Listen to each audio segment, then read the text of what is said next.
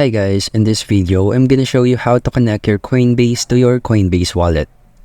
So let's start. First is you must log in or create an account in your Coinbase. But if you don't have a Coinbase account, it's better to create an account first before doing this video. Next is after logging in, you will see the settings icon on the bottom right corner of the screen. Click this settings icon. And then you will see here the Coinbase account tab. Click this Coinbase account tab, and then it will show an interface for you to connect your Coinbase account to your Coinbase wallet.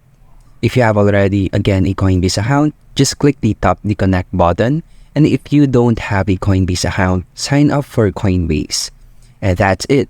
That's how you can connect your Coinbase wallet to your Coinbase account. And thank you for listening.